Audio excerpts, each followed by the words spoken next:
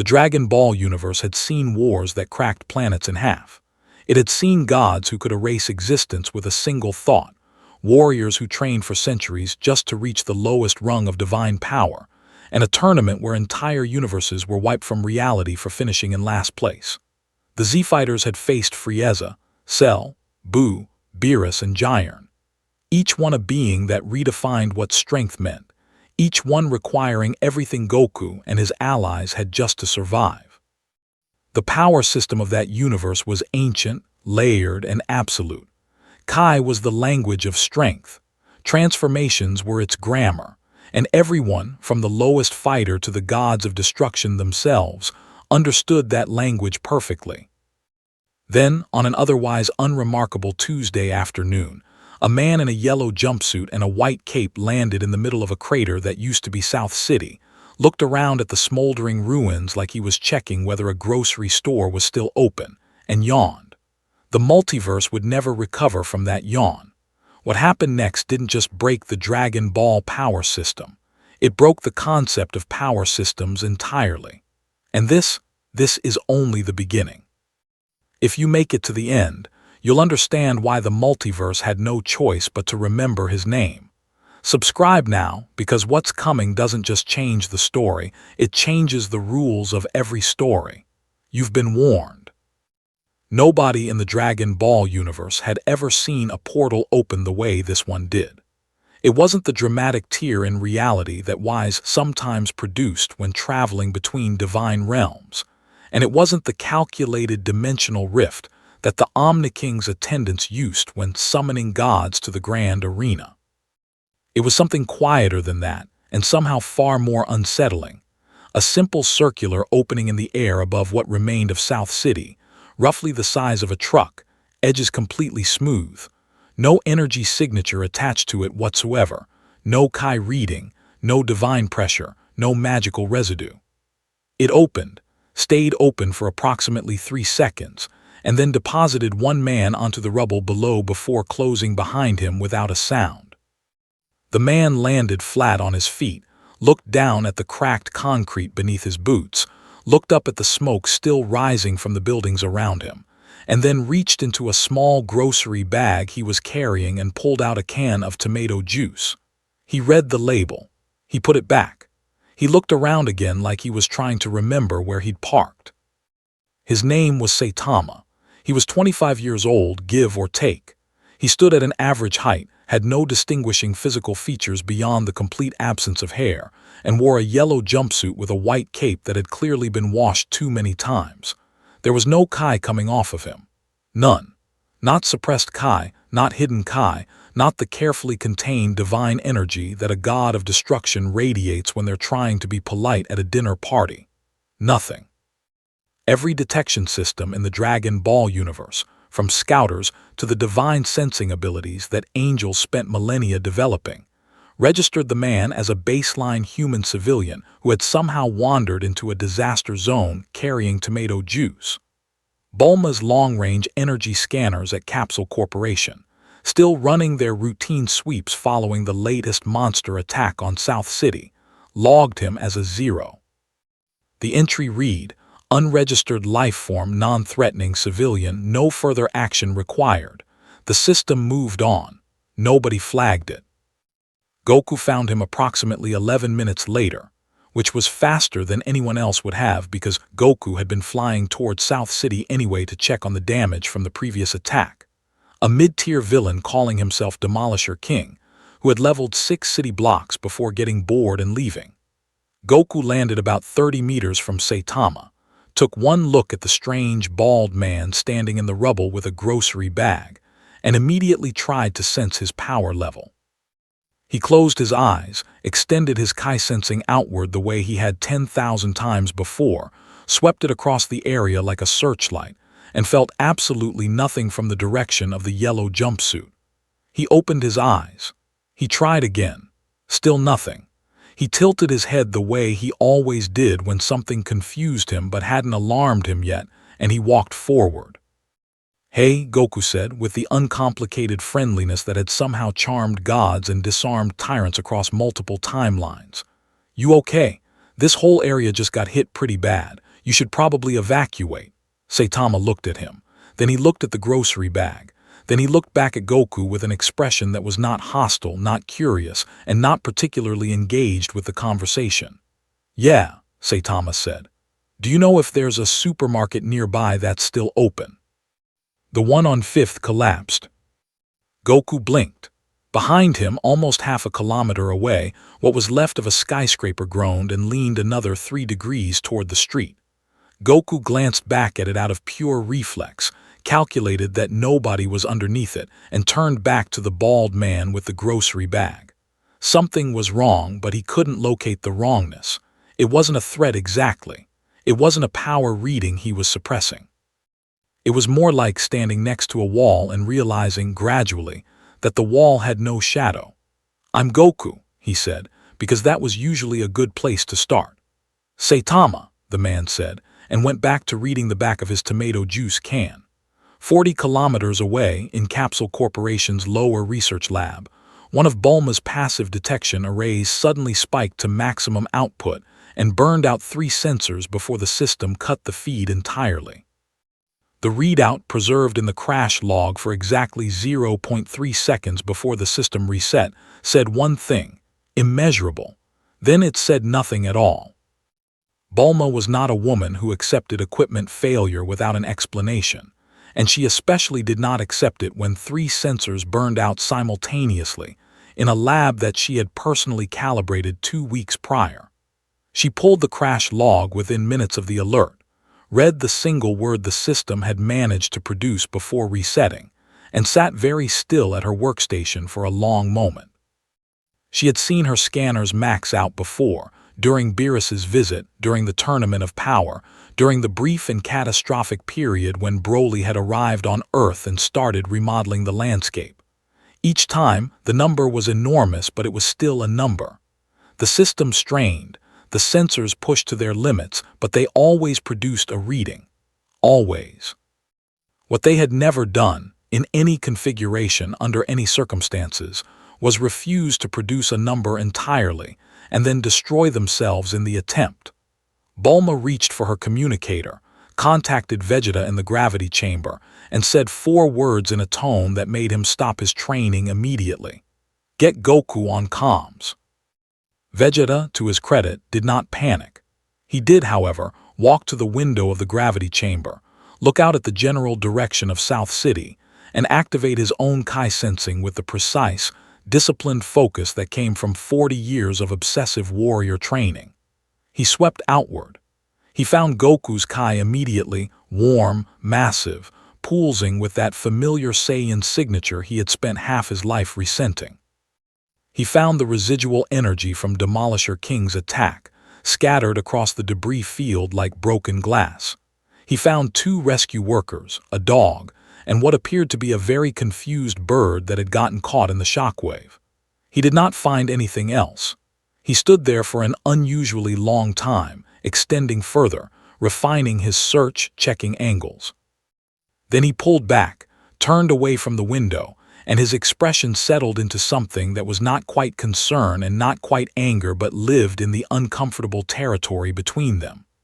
There's nothing there, he said to no one in particular, which was itself the problem, because according to Bulma's burned-out sensors, something very much was.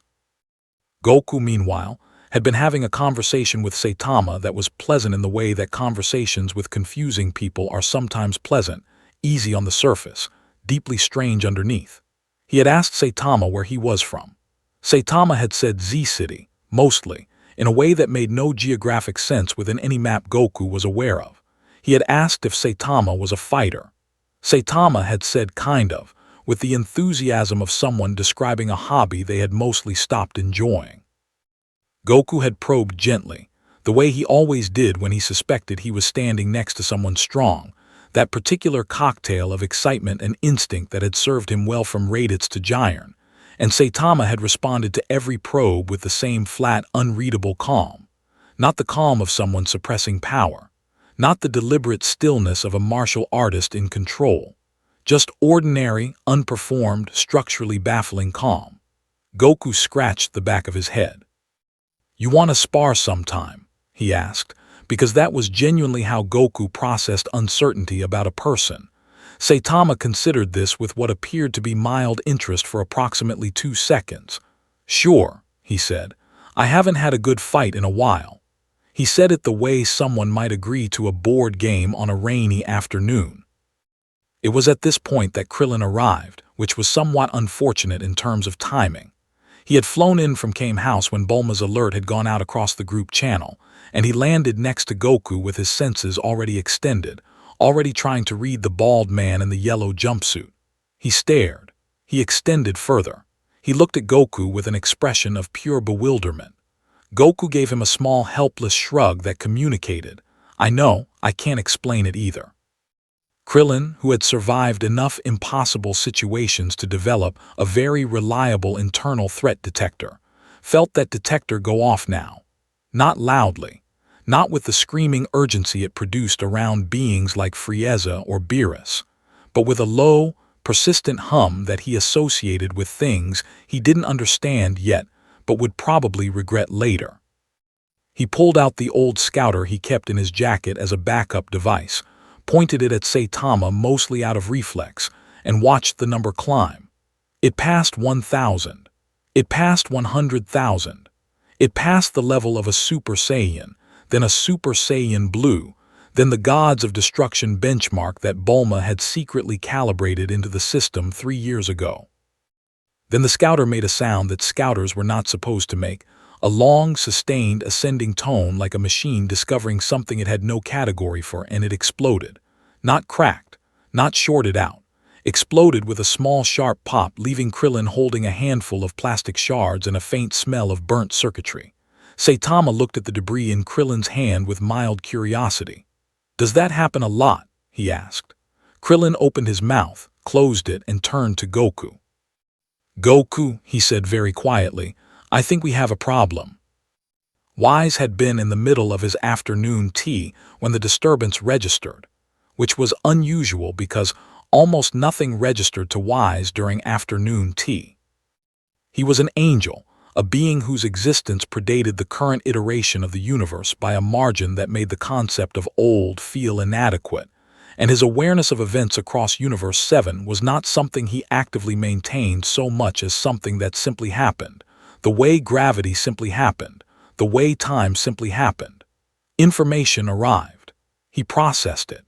He responded when necessary and observed when not. It was a clean, efficient system that had functioned without interruption for longer than most civilizations had existed. So when something failed to arrive, when his awareness swept across the southeastern quadrant of Earth and returned not a reading, not a suppressed signal, not a cleverly masked power signature, but a genuine, complete, structurally absolute absence, he set down his tea with a precision that suggested the action was deliberate. He picked up his staff. He looked in the direction of South City.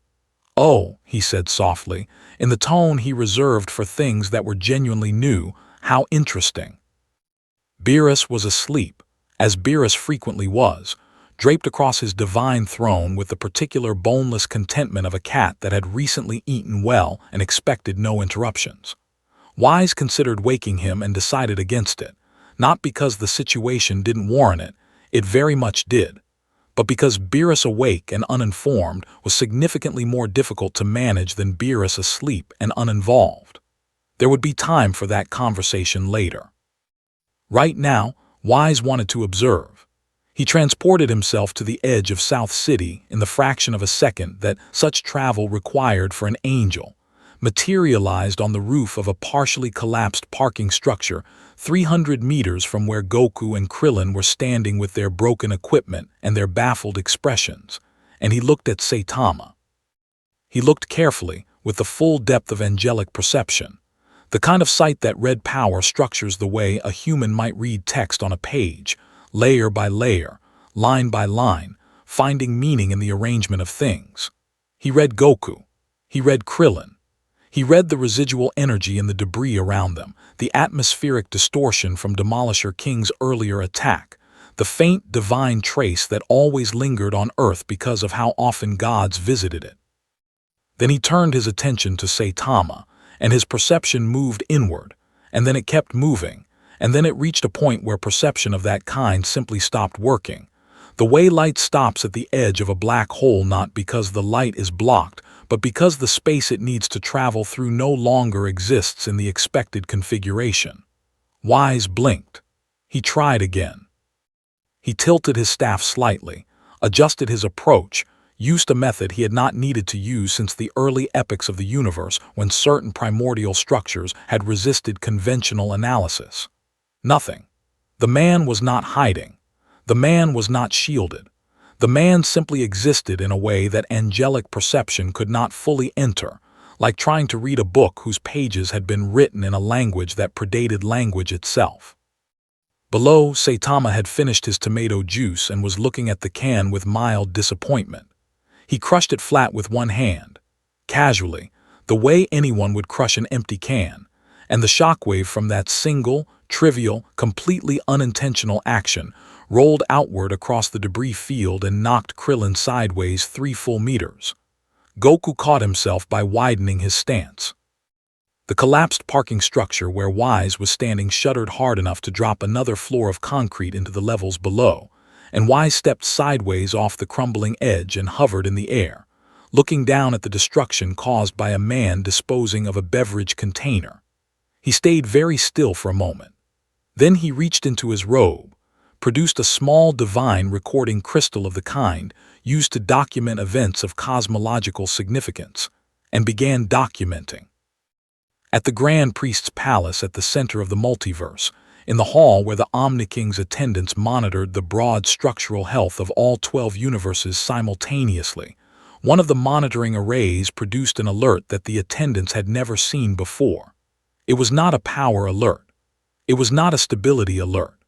It was a classification alert, the kind the system produced when it encountered something it could not place into any existing category. The attendant who noticed it stared at the screen for a long moment, cross-referenced it against every known entity in the universal database, found no match, and then did something that attendants at that level almost never did. He escalated it immediately, flagging it for the Grand Priest's personal review, marking the source location as Earth, Universe 7, and attaching a single note in the margin of the report.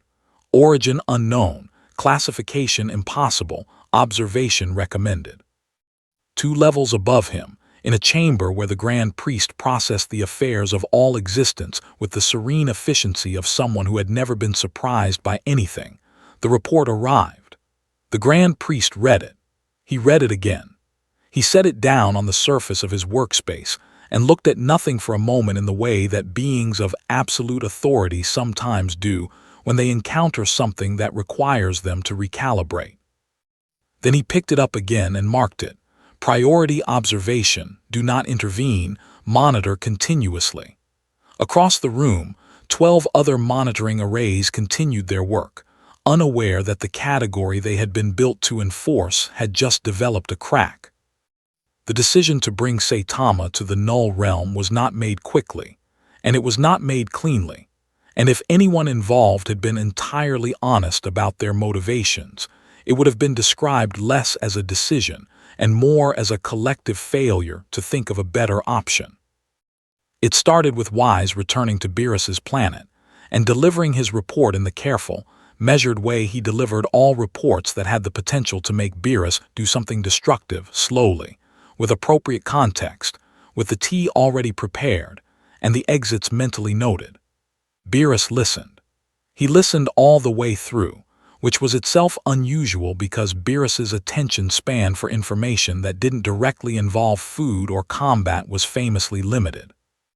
When Whis finished, Beerus was quiet for a long moment, sitting upright on his throne with his yellow eyes open, and his tail moving in slow, controlled arcs the way it did when he was genuinely thinking rather than performing the appearance of thinking.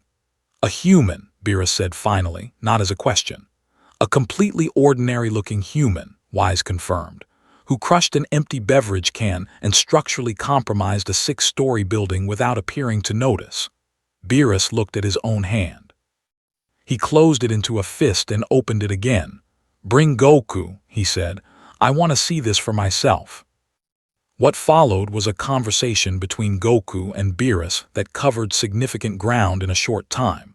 because Goku had been thinking hard about Saitama since the moment the scouter had exploded in Krillin's hand, and he had arrived at a conclusion that his instincts supported, even if his logic couldn't fully construct the argument yet. He told Beerus about the complete absence of Kai. He described the way Saitama's calm felt different from suppression, not like a lid on a container, but like a container that had no lid because it had no top. He mentioned, somewhat sheepishly, that he had asked Saitama to spar and Saitama had agreed with the enthusiasm of someone accepting an invitation to a mild recreational activity. Beerus's eye twitched once. Whis refilled everyone's tea. The conversation eventually arrived, through a process of elimination that left very few other options standing, at the idea of the Null realm, the empty dimensional space outside the standard universal structure where the tournament of power had been held, a location where observation was clean, interference was minimal, and whatever happened could be contained without affecting the fabric of Universe 7. Not a tournament, Whis clarified, before Beerus could begin planning one. An observation.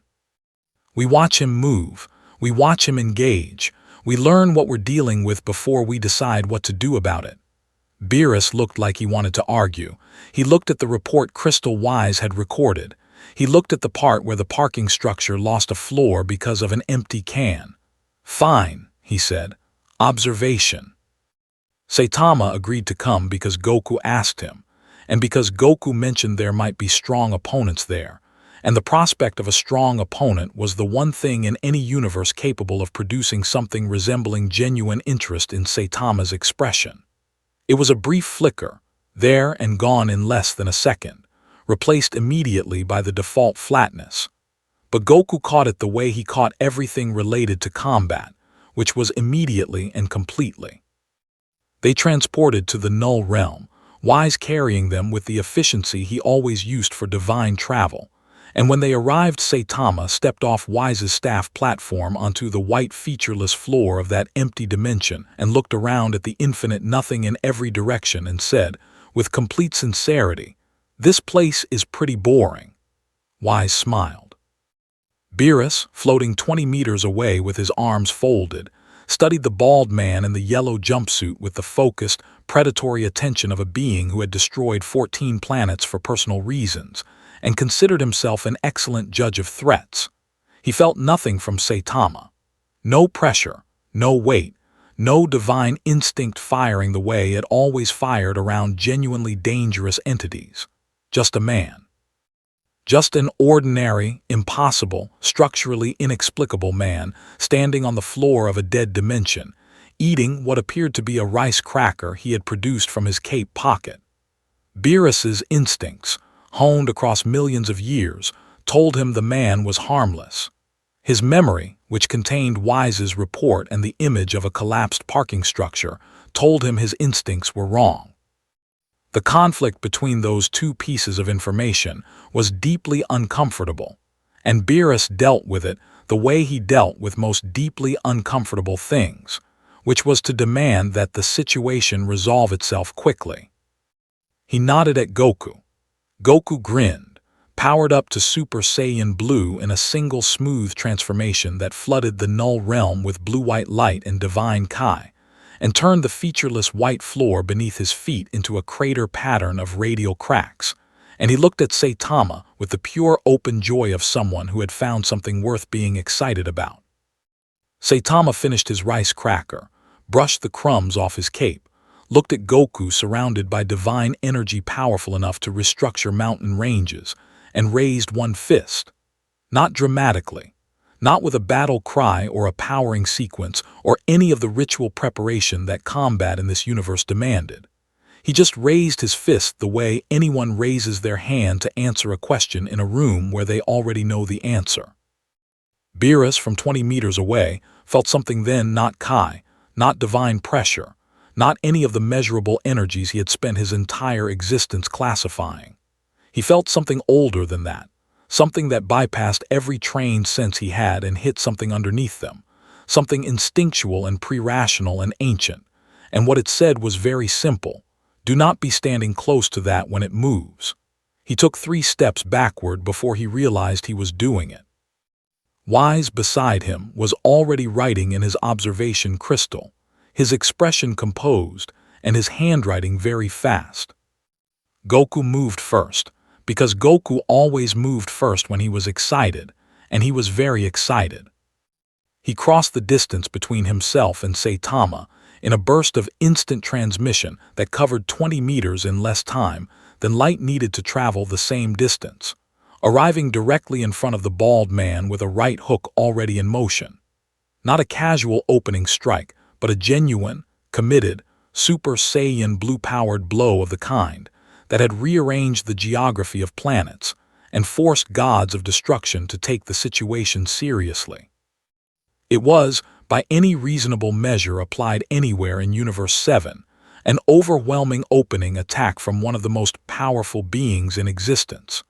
Saitama leaned his head slightly to the left and let it pass his ear by approximately 4 centimeters. The displaced air from Goku's fist hit the Null realm floor behind Saitama and carved a trench 40 meters long and 6 meters deep into the supposedly indestructible dimensional substrate, because the force of a Super Saiyan blue punch needed somewhere to go, and the floor was the only available option. Goku landed, pivoted, and stared at the spot where his fist had gone, and the man who had simply tilted his head. Saitama looked mildly more awake than he had a moment ago, which for Saitama represented a significant increase in engagement. What followed lasted 4 minutes and 37 seconds, and Whis recorded every moment of it with the meticulous attention of someone who understood they were watching something that would need to be reviewed many times before it was fully understood. Goku attacked with everything available to him in sequence: Super Saiyan Blue, Kaioken stacked at 20 times multiplier, combinations that had pushed Giant to his absolute limit during the Tournament of Power, movement speed that reduced him to a blue-white blur, even to Beerus's divine eyesight. He hit Saitama with enough accumulated force to, by Wys's conservative internal calculation, destroy approximately 40% of a standard-sized planet if applied directly to its surface. Saitama blocked every strike with the same open hand, the same minimal movement, the same quality of attention a person gives to swatting flies, present enough to accomplish the task, not engaged enough to constitute effort.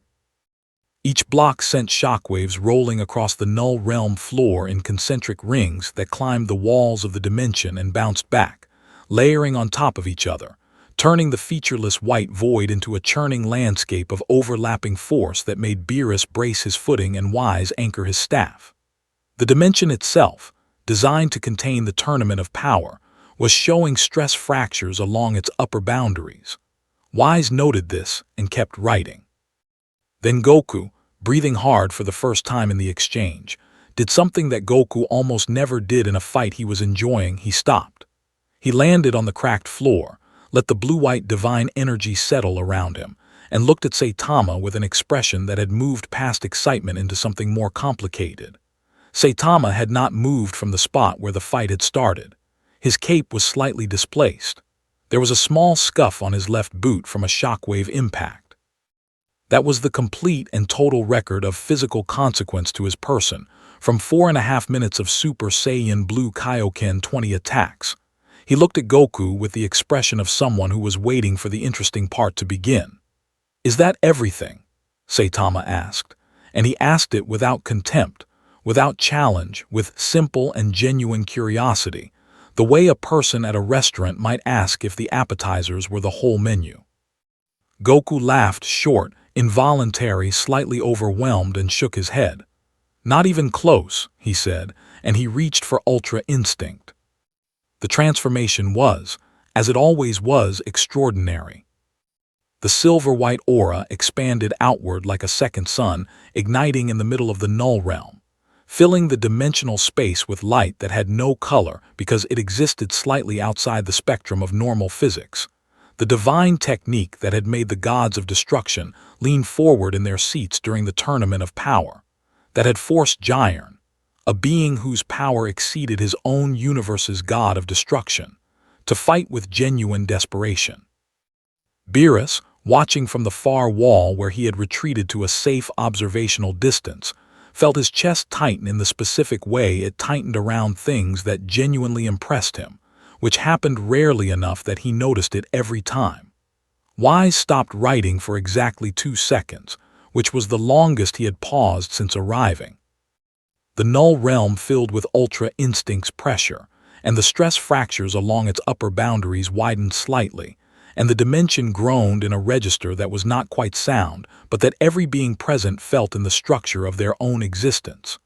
Saitama looked at the silver-white light surrounding Goku, and for the first time since arriving in this universe, something in his expression shifted. Not excitement exactly, not recognition. Something more like the faint, cautious hope of someone who has been disappointed many times before and is trying not to invest too much in the current possibility. He settled his stance. He raised his fist again, and this time he moved. The punch Saitama threw was not a serious punch. That fact was important and needed to be stated clearly, because the consequences of it were going to be significant, and understanding the consequences required understanding that they came from a man who was, by his own internal calibration, barely trying. It was a testing punch, a probing punch, the kind of strike a person throws when they want to understand what they're dealing with before committing. It connected with Goku's guard, and the Null realm split. Not cracked, not structurally compromised. Split. A clean dimensional fracture that ran from the point of impact outward in every direction simultaneously, a spiderweb of broken reality that reached all 4 walls and both the floor and ceiling before the sound of the impact had finished traveling. Ultra Instinct Goku, moving with the divine automatic precision that operated faster than conscious thought, redirected approximately 60% of the force. The remaining 40% sent him through 4 layers of the Null realm's reinforced dimensional walls and into the structural void beyond, where Whis retrieved him 0.8 seconds later, already healing, already conscious, but very quiet in the way that people go quiet when something has happened that they need time to process. Beerus was no longer standing. He was sitting on the floor of the Null realm with his knees drawn up, staring at the fractured dimensional walls around him, and he was doing the thing that gods of destruction almost never did in front of witnesses. He was recalculating. Saitama stood at the center of the fracture pattern, looked at his own fist, looked at the cracked dimension surrounding him and said, "Oh, sorry about that. I wasn't trying to break the room." He sounded genuinely apologetic. The way a person sounds when they've accidentally knocked something off a shelf in someone else's house. The report that reached the Grand Priest's desk the morning after the Null Realm incident was 47 pages long, which was unusual because most reports submitted to his office ran between 1 and 3 pages, and the longest in recent memory had been the 12-page summary of the Universe 6 and Universe 7 baseball game incident, which had required documentation, because Beerus had nearly destroyed 2 universes over a disputed call at third base. 47 pages. Whis had written it himself, in the precise and comprehensive style he used for events he considered genuinely important, which meant the document contained not just observations, but analysis, cross-references to historical cosmological records, a full technical breakdown of the Null Realm fracture pattern, and a concluding section that the Grand Priest read 3 times before setting the document down and looking out at the infinite structured space of the divine realm with the expression of someone who has just been handed a problem that does not fit inside any existing framework for solving problems. The concluding section was 4 sentences long. It said, "The entity designated Saitama cannot be measured by any system currently available to this office. His power does not operate within the established parameters of any known energy type. The Null Realm fracture was caused by an attack he self-assessed as non-serious. Recommendation: immediate multiverse-wide classification review." The Grand Priest called a meeting of all 12 gods of destruction and their angels within the hour, which was itself a communication. The last time all 12 had been summoned simultaneously outside of a scheduled tournament had been during the Zeno incident 3 eons ago, and every god of destruction who received the summons felt the weight of that precedent and arrived on time, which was not something that could normally be said about all 12 simultaneously. They gathered in the divine assembly hall, 12 gods of destruction in a semicircle with their angels standing at their shoulders, and the grand priest stood at the center with Whis' 47-page report projected in luminous script across the space above them, and he briefed them. He did it without drama, without alarm, with the clean informational efficiency that was his defining characteristic, because the grand priest had found over the course of his very long existence that the most alarming things were best delivered calmly and the most calming things were best delivered with appropriate weight, and this was the former situation. He presented the data. He showed the null realm fracture analysis. He played the recording crystal footage of the exchange between Saitama and Ultra Instinct Goku, and he let the images speak for themselves, which they did with considerable eloquence. The reactions divided roughly into thirds. 4 gods of destruction watched the footage with the focused, analytical attention of experienced combatants trying to identify tactical information. 4 watched it with the particular stillness that indicated they were suppressing a reaction they hadn't decided how to characterize yet. The remaining 4, which included Beerus, watched it with the expression of beings who had already seen it in person or been briefed by their angel, and were now watching everyone else see it for the first time, which produced its own specific category of discomfort. When the footage ended, the hall was quiet for a moment that stretched longer than such moments usually did in rooms full of gods. Then Quitla, the god of destruction of Universe 4, whose approach to every situation was tactical and whose default setting was strategic suspicion, leaned forward and said, "Where is he now?" It was, the Grand Priest noted internally, exactly the right question and exactly the wrong tone in which to ask it, because the answer was going to raise immediate follow-up questions that nobody in the room was going to enjoy. "Currently," the Grand Priest said, "he is in Universe 7, in a location called Z-City, where he appears to be attempting to purchase groceries." The silence that followed this was a different quality of silence than the previous one. Whis, standing at Beerus's shoulder, had spent the hours between the Null Realm incident and this meeting doing something he had not done in a very long time, which was consulting the oldest records available to angels, the cosmological archives that predated the current universal structure, the documents that described not the rules of the multiverse as it existed now, but the principles that had informed its construction. The foundational texts that the Grand Priest himself had authored before any of the current gods of destruction had been appointed. He had been looking for precedent. He had been looking for any recorded instance of a being whose power existed entirely outside the classification systems of the multiverse, any historical case of an entity that measuring instruments refused to quantify, any documentation of the specific phenomenon he had observed in the null realm, that absolute, structurally complete absence of readable energy from something that was clearly, demonstrably, catastrophically powerful. He had found 3 references, all fragmentary, all from epochs so distant that the records were partially corrupted by the passage of time. Each reference described a theoretical category that the original architects of the universal power system had identified as a logical possibility, but had never expected to encounter in practice. The category had a name in the foundational texts, written in the oldest divine script. Whis had translated it carefully, checking his work twice, and the translation came out as, "that which was never meant to be measured."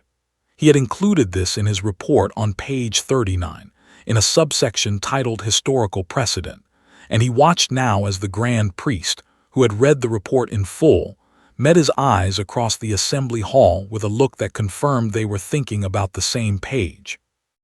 Around them, 11 gods of destruction and their angels were beginning to talk over each other in the way that powerful beings talk when they are trying to solve a problem by asserting dominance over the conversation, which was not going to work here, but which was going to take some time to fail visibly enough that everyone would stop doing it. The Grand Priest let them talk. He looked at the projection of Saitama standing in the Null realm, fist extended, dimensional fractures spreading behind him in every direction, expression mild and slightly apologetic. He thought about page 39. He thought about the four-sentence conclusion. He thought about the foundational texts and the theoretical category, and the fact that the architects of the universal power system, beings of incomprehensible wisdom and foresight, had identified this possibility and had written about it in a tone that, even across the distance of uncountable eons and significant textual corruption, read unmistakably as, "If this ever happens, we do not know what to do."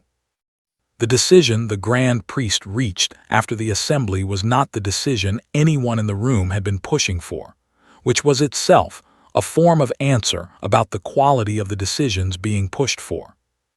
Quitla had argued for immediate interdimensional containment, a proposal that Whis had quietly dismantled by pointing out that the Null realm, a space specifically engineered to contain the combined power output of 80 fighters from across 12 universes, had fractured under a punch Saitama had described as apologetic.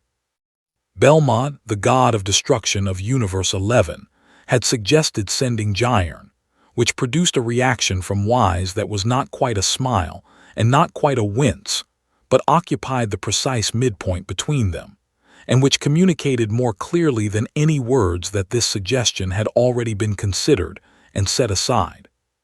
3 other gods had proposed variations on the containment theme, each one slightly more elaborate than the last, each one running into the same fundamental problem that Wys's report had documented in careful detail on pages 12 through 19.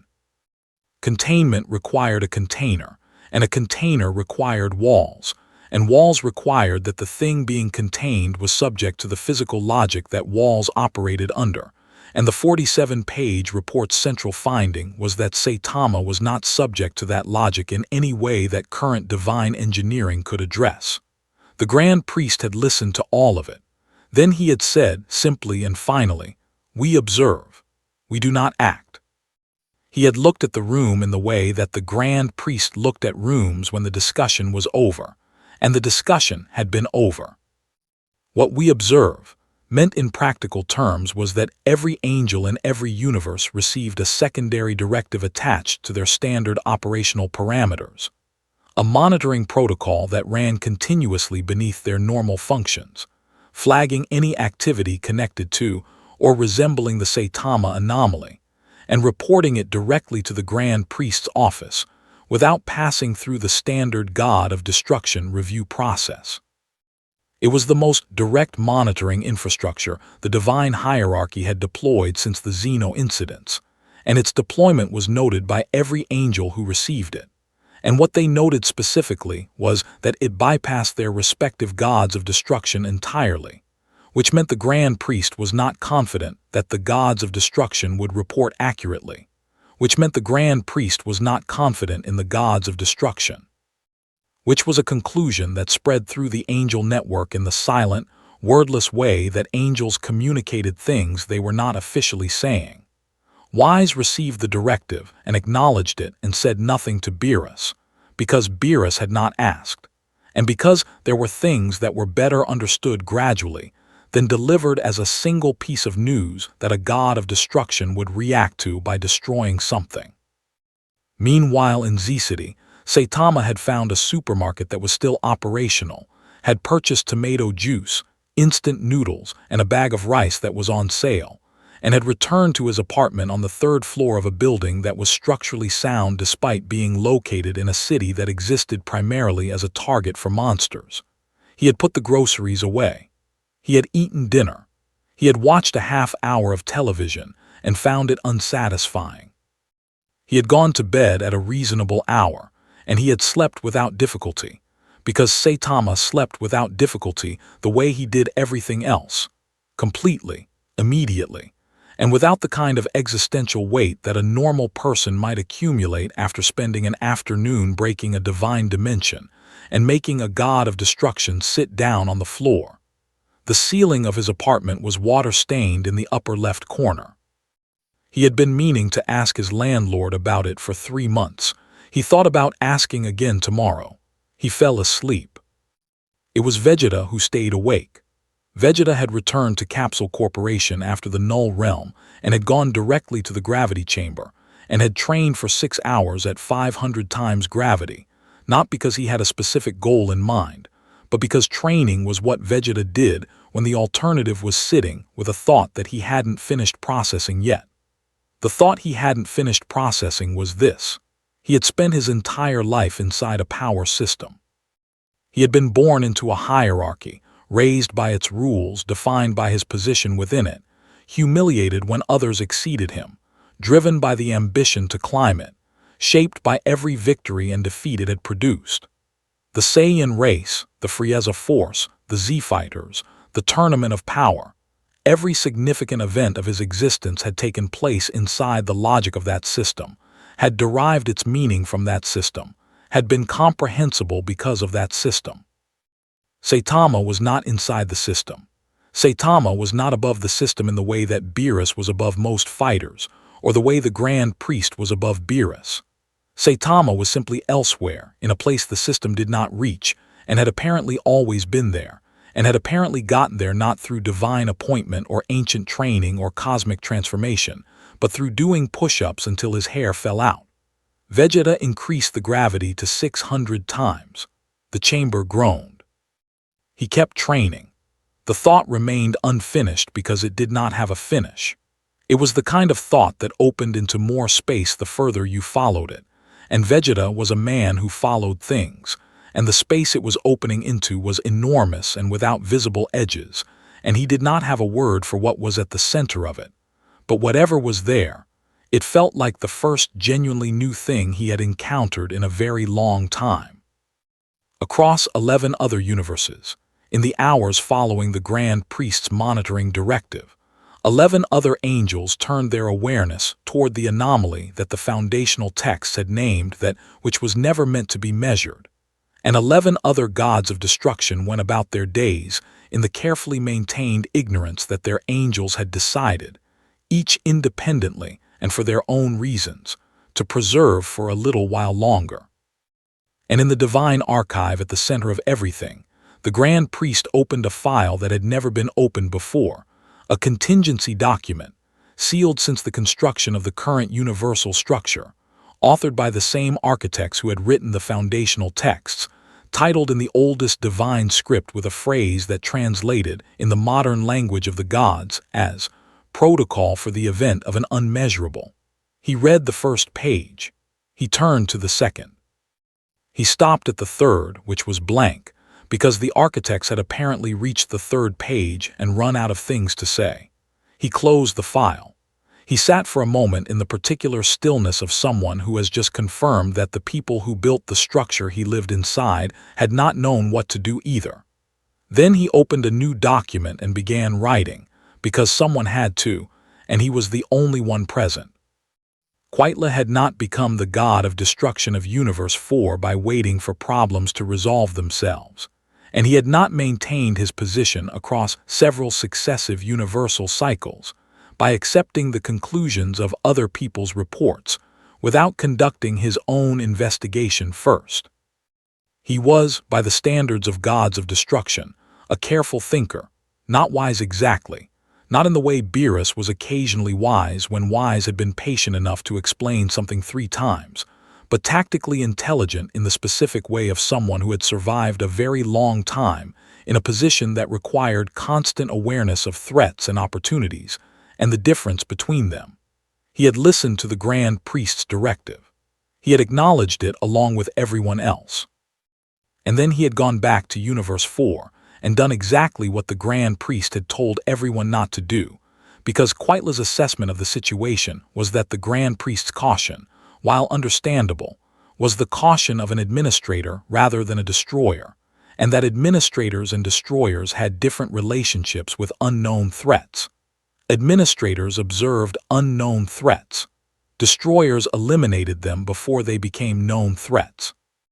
The distinction was, in Quitla's view, the entire reason gods of destruction existed. His plan was not crude.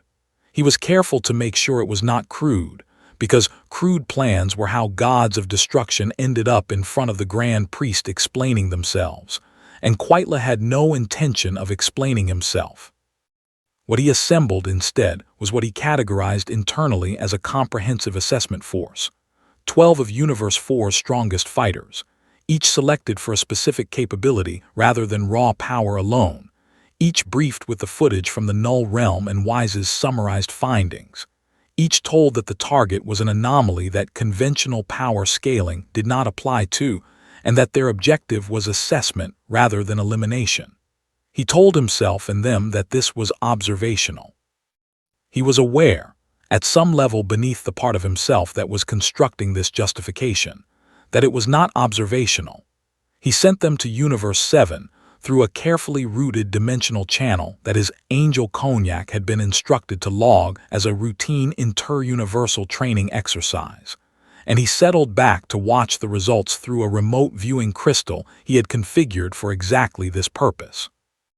They arrived in the Null realm, not the fractured version from Goku and Saitama's exchange, which had been sealed off for structural analysis, but a secondary dimensional space adjacent to it that Universe 4 maintained for its own fighter training. Goku was not there. Beerus was not there.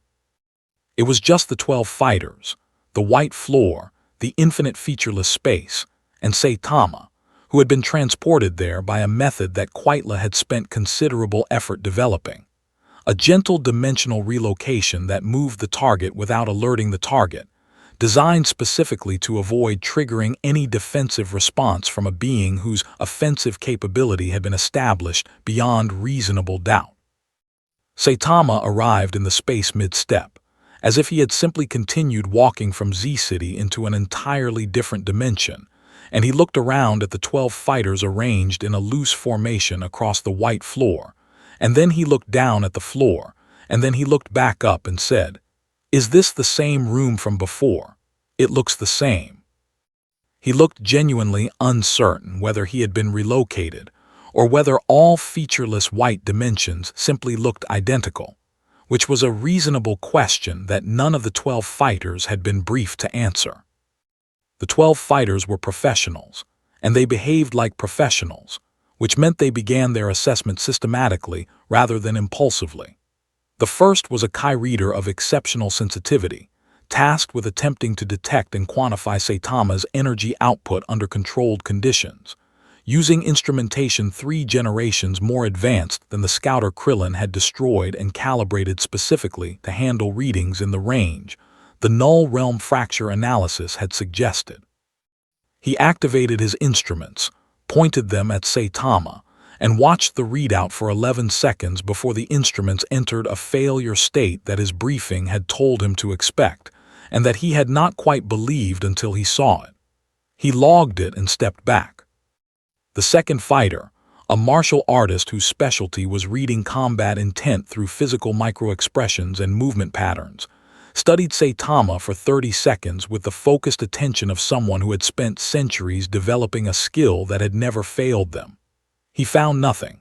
Not suppressed intent, not concealed readiness, not the subtle physical pretension of a fighter preparing for engagement. Just a man standing on a white floor looking around with mild curiosity, radiating the physical signature of someone waiting for a bus. He logged it and stepped back, and the expression on his face when he did was not the expression of someone who had found no threat. It was the expression of someone who had found something much more unsettling than a threat, which was an absence of category entirely. The 3rd through 8th fighters were more direct, because at some point assessment transitions into engagement whether the plan calls for it or not, and the transition happened at Fighter 3 when he decided that the only way to gather meaningful data was kinetic, and he moved. He was fast, genuinely, impressively fast, moving at speeds that would have been invisible to most human observers and challenging even for trained Kai users to track. and he hit Saitama with a combination that represented the full output of a fighter who had trained for 300 years under Universe 4's demanding standards. Saitama turned his head slightly and looked at the fighter the way a person looks at a mild inconvenience, a slow driver, a long line, a poorly timed phone call, and the fighter felt, for the first time in 3 centuries of combat, the specific and deeply unpleasant sensation of having committed completely to an action and receiving in return the message that the action had not registered as meaningful to its target. He landed. He regrouped. He tried again with more committed force, adding every technique he had reserved for serious opponents. Saitama raised one hand and the strike stopped, not blocked in the technical sense. Stopped, the way a wall stops something, except the wall had no mass behind it and no bracing and no structural reason to hold, and it held anyway. Fighters 4 through 8 arrived in rapid sequence, because the sight of Fighter 3 struggling had activated the professional instinct to support, and they hit Saitama from multiple angles simultaneously with coordinated force that could have, by Quitla's pre-mission calculations, threatened a low-tier god of destruction. The force landed, dispersed, and produced no visible consequence on Saitama's person. He looked at the 8 fighters surrounding him with an expression that had shifted very slightly, not toward alarm, not toward engagement, but toward the faint, familiar disappointment of someone who had been here before and had hoped this time would be different. Fighters 9 through 12 were the ones Quitla had held back, the genuine elites, the beings he had selected because their capabilities were qualitatively different rather than just quantitatively larger. One wielded a power that rewrote physical laws in a localized area, bending the rules of cause and effect within a defined radius. One could manipulate time within his immediate vicinity, slowing or revering the physical processes of anything he targeted. One operated through a form of reality imposition, overriding the properties of a target with alternative properties of his choosing. One was simply the strongest fighter in Universe 4 by a significant margin, a being whose raw power Quitla had never fully measured, because the available instruments had always stopped before reaching his ceiling. They deployed everything simultaneously, a coordinated application of 4 completely different power systems targeting the same point, and Saitama stood in the middle of it, and the reality rewriter's field bent around him, the way water bends around a stone, and the time manipulator's effect reached Saitama and stopped at his skin the way a wave stops at a seawall, and the reality imposer's overwrite touched him and simply failed to take, like a sticker that wouldn't adhere to a particular surface. And the strongest fighter in Universe 4 hit him with everything, and Saitama said, "Oh," in a tone that suggested this had finally gotten his attention slightly, and then he flicked him. A single extended finger, a casual redirecting motion, the kind of gesture a person uses to push a door closed when their hands are full. The strongest fighter in Universe 4 traveled through 7 layers of the dimensional space's reinforced walls and did not stop until physics ran out of walls to give him. The remaining 11 fighters stood very still. Saitama looked at the holes in the walls, looked at his own finger and said, "Sorry. Did I do that too hard?" In his observation chamber in Universe 4, Quitla watched the remote crystal with the particular expression of someone whose plan has produced data that was comprehensive, accurate, conclusive, and entirely unwelcome. The Omniking did not have a throne room in the conventional sense that other powerful beings had throne rooms, places designed to communicate authority through scale and decoration, and the deliberate arrangement of space to make visitors feel small. Zeno's palace existed at the absolute center of the multiverse, above the divine hierarchy in the same way that the sky was above a building, not adjacent to it or competing with it, but simply occupying a different category of location entirely. And the room where Zeno spent most of his time was small and bright, and filled with the particular cheerful clutter of someone who found joy in objects without being especially concerned about their arrangement. The future Zeno was usually somewhere nearby, and the two of them moved through their days with the uncomplicated contentment of beings who had never needed to worry about anything because they were the thing that everything else worried about. The Grand Priest managed their schedule, handled their correspondence, filtered the constant incoming stream of universal affairs into the small number of items that actually required Zeno's attention, and had developed across his very long tenure a precise and reliable sense of which items those were. He had been wrong about this exactly twice in recorded history. He suspected he was about to be wrong a third time, which was why he had spent the 12 hours since reading the blank third page of the contingency document, preparing very carefully for a conversation he had never expected to have.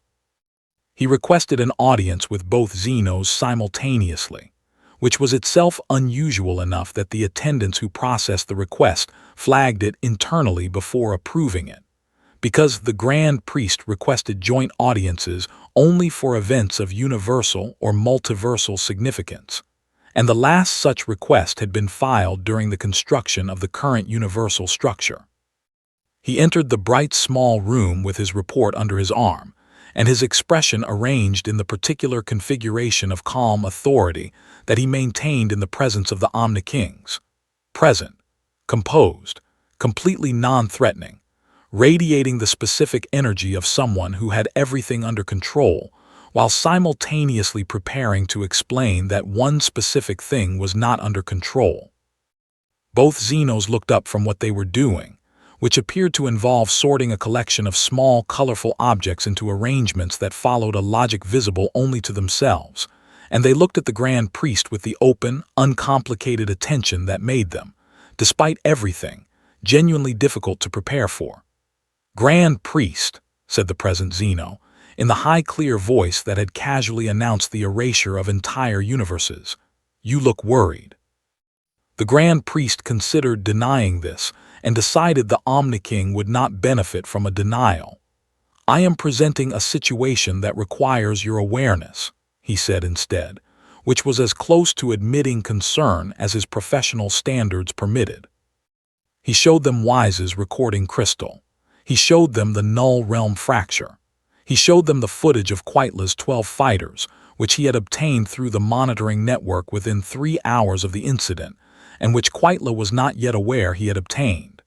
He showed them the page from the foundational texts, the theoretical category, the translated phrase. He showed them the blank third page of the contingency document. Both Zenos watched all of it with the same open, cheerful attention they brought to everything, their expressions not shifting significantly through any of it, which was not because they were unaffected, but because the Omni-King's faces operated on a register that didn't reliably map to the emotional states behind them. When the presentation ended, the present Zeno tilted his head slightly to the left, a gesture the Grand Priest had learned, over eons of observation, to associate with genuine engagement rather than polite attention, and said, "He's funny." The Grand Priest waited. "He broke the room, but he said sorry," future Zeno added, nodding with what appeared to be approval. The Grand Priest waited again, because with the Zenos the space after the first observation was often where the significant information arrived. The present Zeno looked at the frozen image of Saitama, standing in the fractured Null realm with his fist extended, and his expression mild and apologetic, and something moved behind his eyes that the Grand Priest could not fully read, which was itself a piece of information, because the Grand Priest could usually fully read what moved behind Zeno's eyes. "He's like us," the present Zeno said. The Grand Priest did not move for a moment. He processed the 4 words carefully, from multiple angles, looking for an interpretation that was less significant than the obvious one and not finding it. The present Zeno was not saying that Saitama was as powerful as the Omni-Kings, or that he occupied the same position in the hierarchy, or that he was divine in the sense that the Zenos were divine. He was saying something more structural than that, something about the quality of Saitama's existence, the way it related to the systems around it, the specific manner in which it declined to participate in the logic that governed everything else. "He's like us, beings for whom the rules were not constraints but suggestions, beings whom the multiverse had been built around rather than built to contain. The Grand Priest looked at the image of Saitama. He thought about the foundational texts. He thought about the blank third page. He thought about the architects who had built the universal structure and had apparently reached, at some point in their work, the same conclusion the present Zeno had just reached in 4 words, and had found themselves with nothing further to write. "Should we meet him?" future Zeno asked, with the uncomplicated directness that characterized every Zeno decision that had ever reshaped the multiverse. The Grand Priest thought about Saitama in this palace, in this small bright room, standing with his grocery bag and his mild expression among the colorful objects arranged on the floor, and he thought about what that meeting would mean for every category of existence that the multiverse had spent its entire history organizing itself around. "I will make arrangements," the Grand Priest said, which was not a yes and was not a no, and was the closest thing to both that the situation permitted. In Z-City, at that precise moment, Saitama was at his kitchen table trying to decide between 2 brands of instant noodles, both on sale, neither meaningfully superior to the other by any metric he could identify. He picked the one on the left, filled his kettle, and set it on the stove. Outside his window, 6 monitoring constructs installed by 6 different universal observation teams from 6 different universes sat in the positions they had been assigned, recording, analyzing, filing reports that would reach desks from the divine hierarchy to the foundational archives, to the tactical assessment centers of gods of destruction who were not supposed to be running tactical assessments. They had been there for 41 hours. None of them had detected anything unusual, because nothing unusual was happening. Just a man making dinner in a 3rd-floor apartment with a water-stained ceiling, in a city that existed primarily as a target for monsters, on a planet that the multiverse had apparently decided, without fully understanding why, to watch very carefully from a very respectful distance. The logistics of bringing Saitama to Zeno's palace were, by the Grand Priest's assessment, the most delicate he had managed in his entire tenure, which covered a span of time that made the current age of the universe look like a recent development. The delicacy was not technical. Transporting a single individual across dimensional boundaries was well within the routine capabilities of any angel, and the Grand Priest himself could accomplish it with the fraction of his attention he typically allocated to minor administrative tasks. The delicacy was conceptual. Every previous being who had ever stood in the presence of the Omnikings had arrived with a complete understanding of what that meant, had arrived feeling the weight of that presence, the absolute finality of standing before the 2 beings who could erase everything with the uncomplicated ease of a child clearing a table. That weight was not incidental to the meeting. It was the structural foundation of every interaction the Zenos had ever had with any being in any universe, the invisible architecture that made those interactions mean what they meant. Saitama was going to walk into that room and feel none of it, and the Grand Priest needed to decide in advance whether that was a problem or a piece of information, and he had concluded, after considerable reflection, that it was both simultaneously, which was not a comfortable conclusion, but was the accurate one. He went to Z-City himself, which was not standard procedure, and which communicated something to every monitoring team currently observing the apartment building that they immediately began composing urgent reports about. He materialized in the hallway outside Saitama's door on a Tuesday morning, knocked 3 times with the measured precision of someone who had been conducting the business of the multiverse for longer than most civilizations had existed, and waited. There was a pause of approximately 8 seconds, during which the Grand Priest heard the specific sounds of a person who had been sitting doing nothing suddenly having a reason to move, a chair shifting, feet on a floor, the particular shuffle of someone who was not expecting visitors and was not especially concerned about that fact. The door opened. Saitama looked at the Grand Priest. The Grand Priest looked at Saitama. For a moment neither of them said anything, and in that moment every monitoring device in the surrounding area, operated by teams from 7 different universes, was recording at maximum capacity, because the Grand Priest, the being who stood one tier below the Omnikings in a hierarchy that contained literal gods, was standing in a residential hallway in a moderately damaged city on Earth, and the man he had come to see was wearing sweatpants and holding a half-eaten piece of toast. "I represent the Omnikings," the Grand Priest said, because there was no preamble that adequately prepared for that sentence, and so none was worth attempting. "They would like to meet you." Saitama looked at him for a moment with the particular expression he used for things that were mildly unexpected but not sufficiently unexpected to require a significant response. "Both of them?" he asked. "Both of them," the Grand Priest confirmed. Saitama looked at his toast. He looked back at the Grand Priest.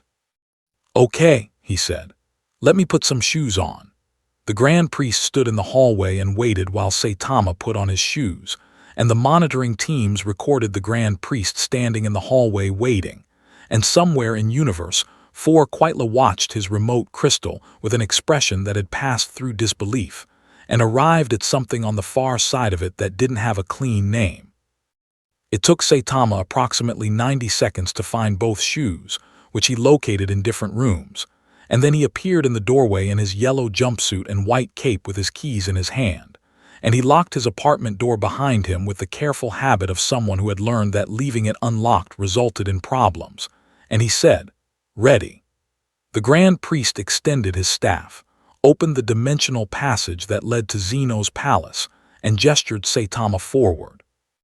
The passage deposited them in the antechamber of Zeno's palace, a space that the Grand Priest had designed specifically to prepare visitors for what came next: vast, luminous, filled with the specific quality of divine presence that accumulated in places where absolute power lived and breathed, engineered to make any being who entered it feel the full weight of where they were and who they were about to meet.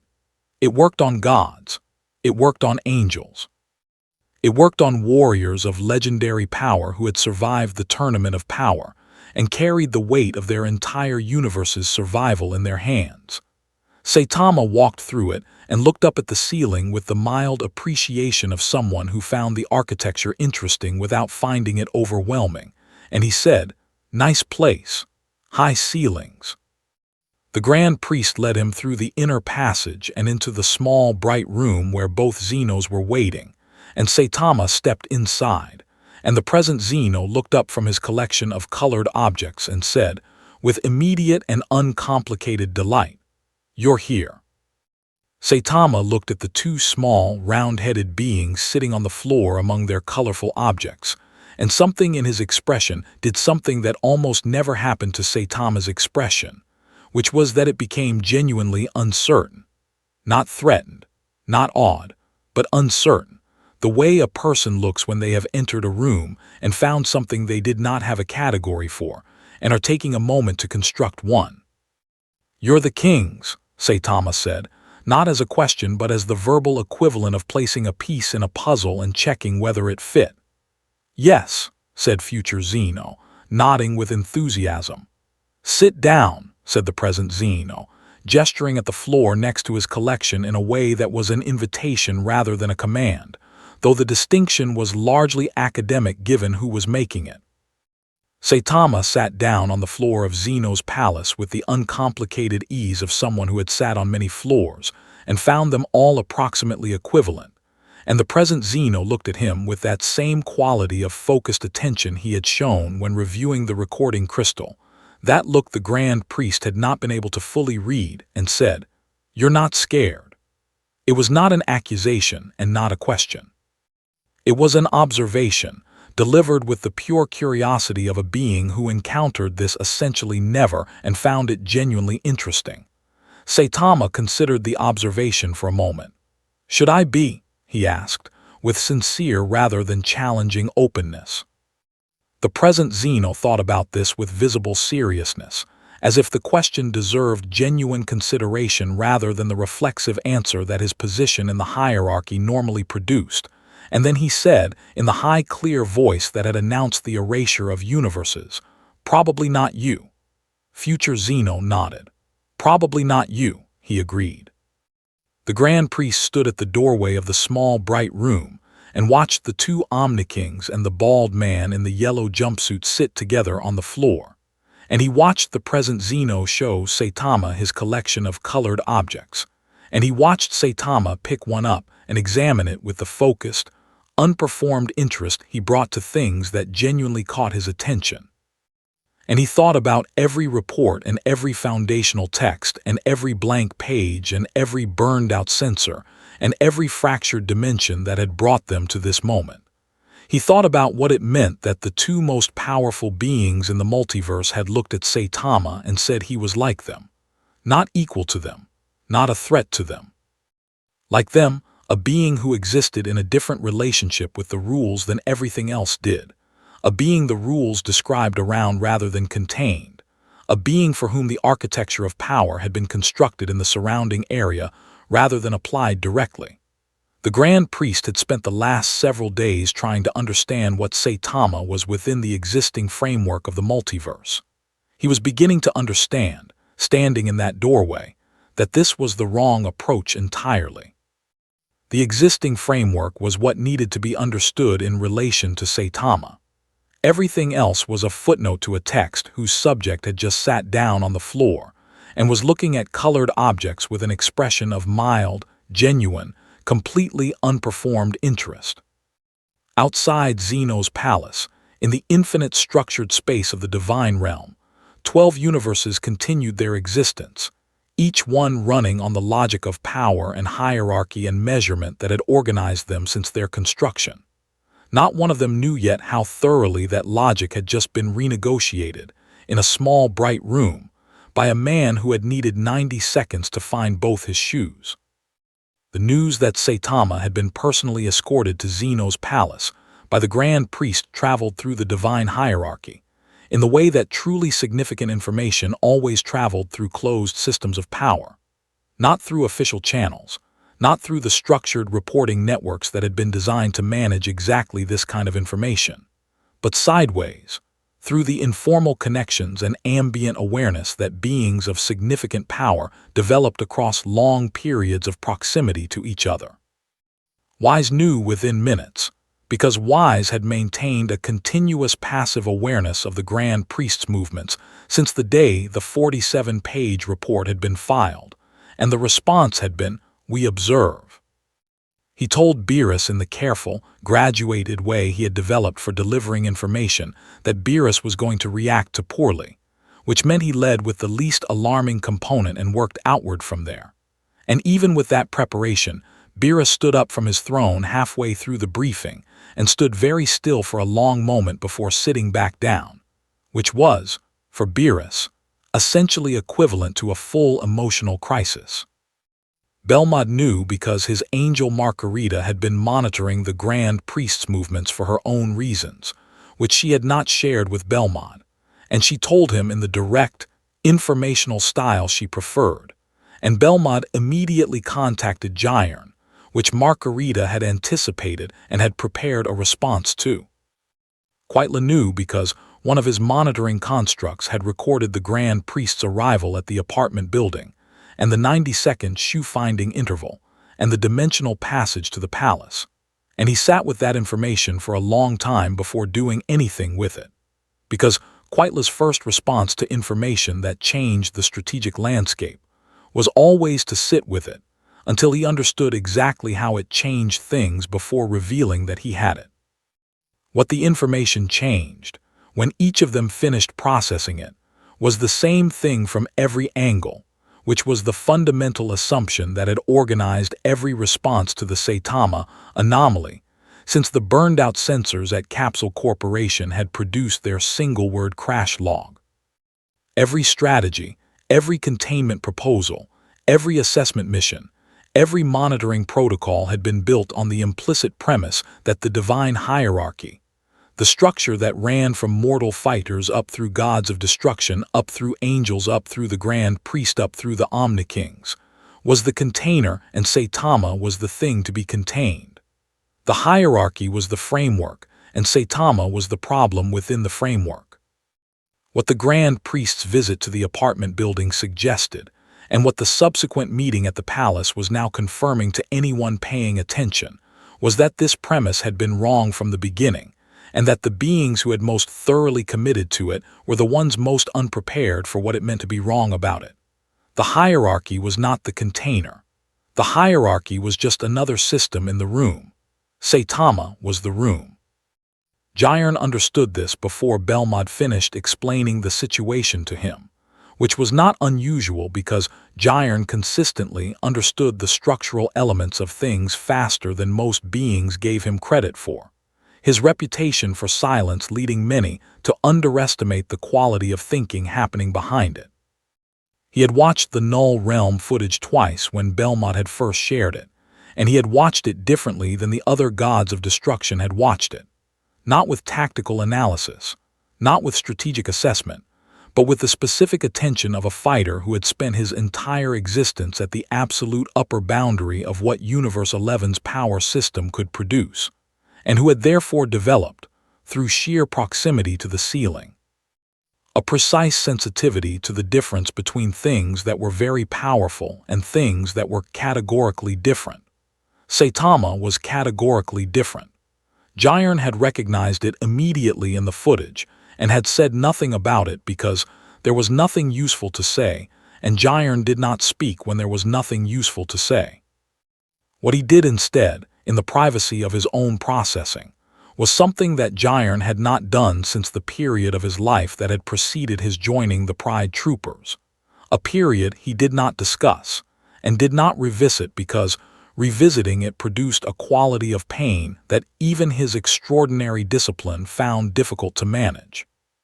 He asked himself whether the thing he had dedicated his existence to, the absolute pursuit of power as the only reliable protection against the kind of loss he had suffered, was built on a foundation that had just been revealed to be something other than what he had understood it to be. He did not reach a conclusion. He stood in the meditation space of the Pride Trooper headquarters and held the question without answering it, and this was, for Jiren, a form of courage that did not appear in any power ranking, but was more significant than most of the things that did. Back in the small, bright room, the meeting had been going for 2 hours, which was longer than most divine audiences lasted and infinitely longer than any audience involving the Omni-Kings and a single non-divine visitor had ever lasted in the history of the multiverse.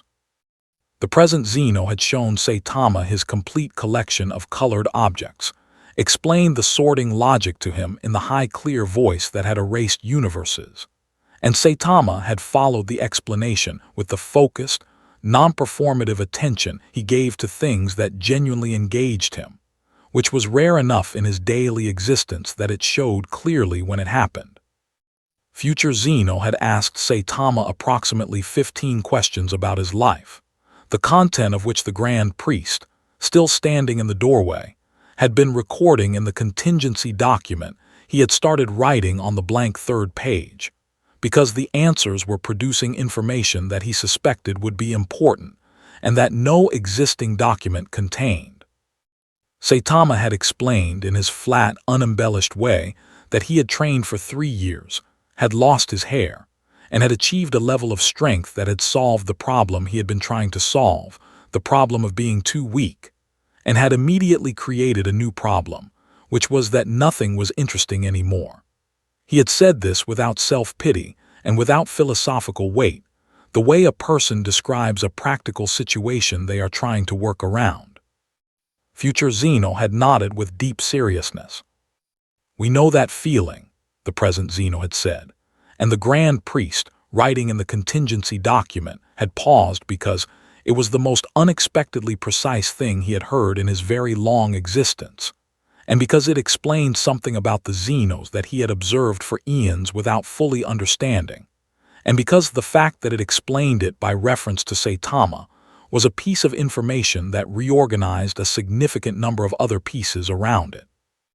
The moment that changed things, not just in the room but in the structural sense, the sense that would be documented and studied and referenced for as long as the multiverse continued in its current configuration, came near the end of the 2nd hour, when the present Zeno looked at Saitama with that unreadable quality of attention and asked, in the simple direct way he asked everything, "Do you want to stay?"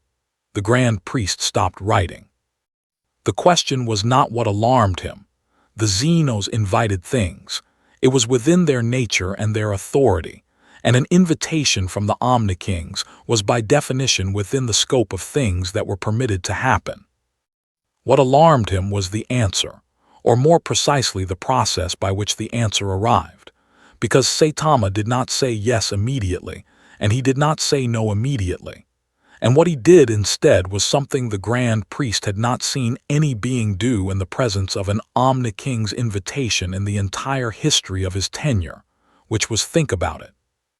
He sat with the question for a genuine, unperformed, structurally uncoerced moment, and the Grand Priest watched the quality of that pause and understood that the pause was possible because Saitama was not calculating the consequences of declining an Omni-King's offer, was not weighing the political implications, was not managing the fear that every other being in the multiverse would have been managing in that moment.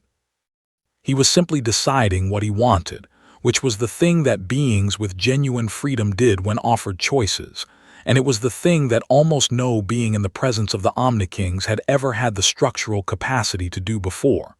"I should get back," Saitama said finally. "There's a sale at the supermarket on Thursday. Canned goods." The present Zeno looked at him for a moment. Then he smiled a real smile, the specific one the Grand Priest had seen exactly 3 times in his entire tenure, the one that appeared when something surprised the Omni-King in a way he found genuinely delightful rather than problematic. "Okay," Zeno said. "Come back sometime." Saitama said he would, in the tone of someone who meant it without having decided when, and the Grand Priest opened the passage back to Z-City, and Saitama walked through it, and the door closed. The Grand Priest stood alone in the antechamber for a moment. He opened his contingency document.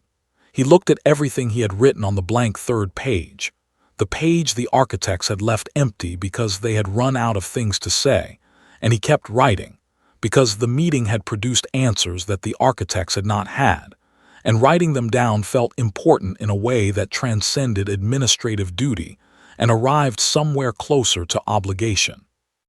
In the small, bright room behind him, both Zenos had returned to sorting their colored objects. In Universe 11, Jiren was still standing in his meditation space holding an unanswered question.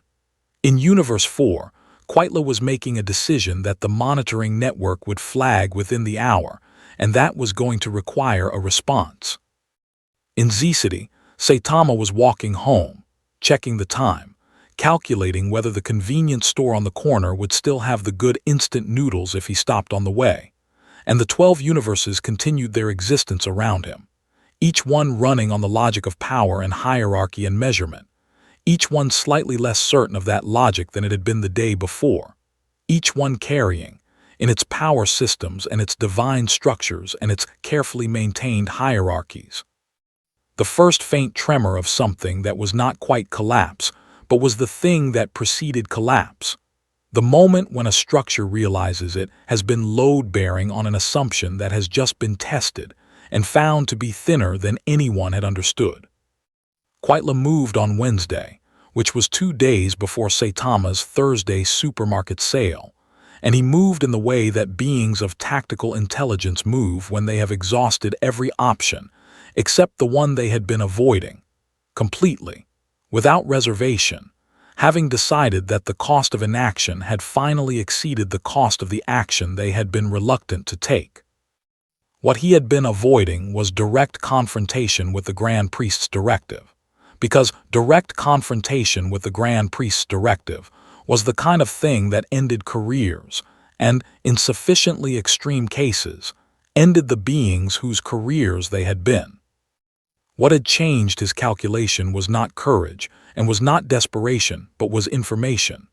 Specifically, the information that Saitama had sat in Zeno's palace for 2 hours and declined an invitation from the Omni-Kings and walked home to buy canned goods, and that the Grand Priest had let him, and that the Zenos had smiled about it, and that none of the responses the divine hierarchy had been constructing for the last several days had produced anything except documentation of their own inadequacy.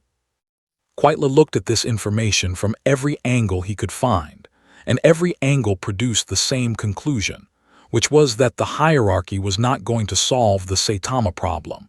And if the hierarchy was not going to solve it, then the beings inside the hierarchy needed to decide individually what their relationship with that fact was going to be. He had decided. He activated every resource Universe 4 still had available, combined them with resources he had been quietly accumulating from 2 other universes through arrangements he had not filed with the Grand Priest's office, and he built something that the monitoring network, when it flagged the activity 40 minutes into its construction, described in its report as a dimensional convergence weapon. A device that did not target a being's power directly, but targeted the dimensional substrate around them, collapsing the space a being occupied rather than engaging the being itself, bypassing the question of whether the target could be physically harmed by asking instead whether the location the target was standing in could be made to cease existing. It was, by every technical measure available, the most sophisticated anti-anomaly device ever constructed in the history of the multiverse. It had taken Quitla's best engineers 11 hours to build it, working from theoretical frameworks that had never been tested in practice, because no situation had ever previously required them. It was also, as became clear approximately 4 seconds after it was deployed in the airspace above Z-City, completely irrelevant. The convergence field reached Saitama as he was walking back from the convenience store with a bag of instant noodles, and it did to the space around him exactly what it had been designed to do: folded it, compressed it, initiated the dimensional collapse sequence that should have reduced the target location to a point of 0 spatial volume, and Saitama walked through it the way a person walks through a bead curtain. The collapsing dimension parting around him and re-establishing itself on the other side of his passage, because the dimensional substrate, it turned out, was not willing to collapse around something that the foundational architecture of the multiverse had never successfully contained, and the device's fundamental assumption, that space itself was a constraint that applied universally, failed against the one being for whom that assumption had always been wrong. Saitama stopped walking. He looked up at the device hovering above the city, which was large and complicated and humming with the energy output of 3 universes' worth of accumulated resources. He looked at it the way he looked at most things that tried to do something to him, which was with mild curiosity and the faint, familiar disappointment of someone who had hoped for more. Then he reached up and flicked it, with the same casual single-finger gesture he had used on Universe 4's strongest fighter, and the dimensional convergence weapon, the most sophisticated anti-anomaly device in multiversal history, traveled through the upper atmosphere and exited the solar system, and continued traveling through the void between galaxies, and did not stop, because in the direction Saitama had flicked it, there was a very long distance of space with nothing in it to stop anything. The monitoring network's report on this event reached the Grand Priest's office in under 2 minutes, and the Grand Priest read it, and he did the thing that he had been doing increasingly often since the day Whis had filed his 47-page report, which was sit with information for a moment before responding to it, because the information kept arriving at a rate that made immediate response feel premature and considered response feel necessary. He had already flagged Quitla's pre-deployment activity. He had already prepared the formal proceeding that Quitla's violation of the non-intervention directive was going to require. What he was sitting with now was not the administrative consequence, that was straightforward, but the broader implication of what had just happened above Z-City, which was that the most comprehensive attempt to impose a physical constraint on Saitama using the full technical resources of the divine hierarchy had failed not because it lacked sufficient power, but because the concept it was built on, that space itself was a universal constraint, was not universal. It applied to everything in the multiverse. It did not apply to Saitama, and if the constraint of space did not apply, and the constraint of time had not applied when Universe 4's time manipulator had attempted it, and the constraint of physical force had not applied across every engagement from the Null realm outward. Then what the multiverse was slowly, expensively, and comprehensively documenting was not a list of things that didn't work on Saitama. It was a map of everything the multiverse had ever believed about the nature of constraint, drawn in negative space, showing its own edges by showing everything that stopped before reaching him. Beerus came to Z-City that afternoon without Whis, which was unusual enough that Whis noted it and said nothing about it, because there were things that Beerus needed to do without management, and this appeared to be one of them. He found Saitama on the roof of his apartment building, sitting on an overturned crate, eating the instant noodles he had bought at the convenience store, looking at the city below with the particular quality of attention that people give to views they have looked at many times and still find worth looking at. Beerus landed on the roof and stood for a moment without saying anything, and Saitama looked at him and nodded in the brief, unelaborate way he acknowledged most people, and went back to his noodles. Beerus sat down on the roof edge a few meters away, which was something Beerus had not done, sat down in a location without it being his specific designated location, sat down the way ordinary beings sat down when they had something to process, and needed to be somewhere while they processed it in a very long time. He looked at the city. He looked at Saitama eating noodles. He thought about the gravity chamber footage Vegeta had shown him, of Vegeta training at 600 times gravity with an unfinished thought on his face, and he thought about what it would mean for a being who had spent millions of years at the apex of a hierarchy to discover that the hierarchy had an outside, and that the outside was a man on a roof eating instant noodles. "You know what you are," Beerus said, not with hostility, not with the divine authority he deployed in most conversations, but with something closer to the directness of genuine curiosity. Saitama finished a bite of noodles before answering. "Strong," he said. "Really strong. Too strong, kind of." He said it the way a person says something they have said many times and have never found a better way to say, something that was technically accurate but missed the thing it was trying to describe. Beerus looked at him. "Yeah," Beerus said, "kind of." What happened next was not a fight and was not a conversation, and was not easily categorized by any existing framework, which was appropriate. Beerus stood up, and Saitama put down his noodles, and they stood on the roof of a third-floor apartment building in a city that existed primarily as a target for monsters, and Beerus threw a single punch, not a full power strike, not a battle opening, but the specific kind of punch that experienced fighters throw when they want to understand something about the person they are standing next to, when they want to feel what the contact says rather than accomplish what the contact does. Saitama caught it in his open palm, the way he caught everything, with the minimal movement and the complete adequacy of someone for whom stopping a thing and stopping it completely were the same action.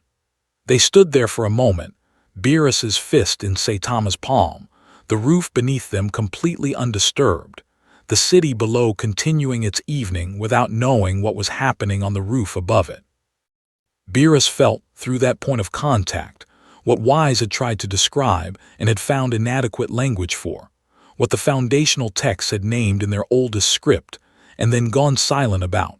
Not power exactly, not the overwhelming pressure that divine beings radiated, but something underneath that, something that power was built on top of, the structural fact of a thing that did not participate in the logic of greater and lesser, that existed prior to the question of measurement rather than simply exceeding the available measurements.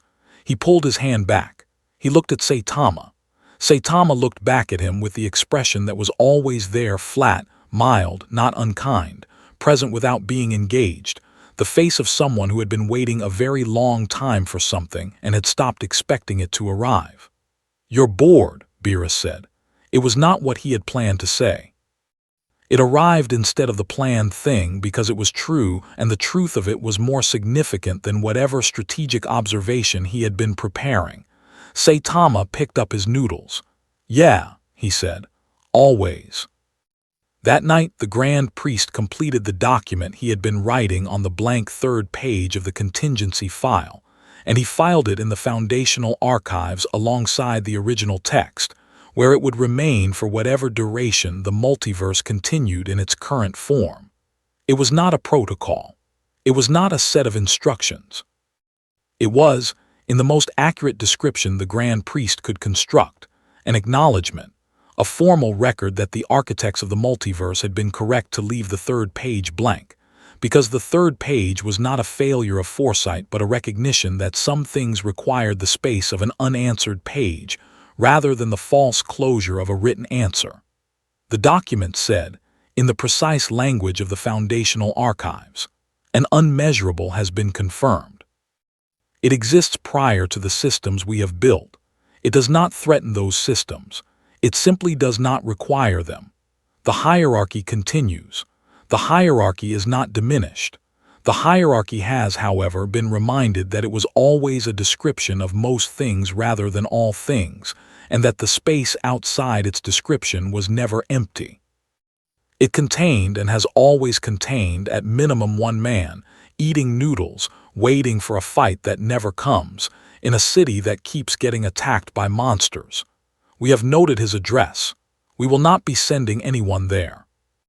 12 universes held their structures together and ran on their familiar logic of power and measurement and hierarchy, and the logic worked, as it always had, for everything it had always worked for.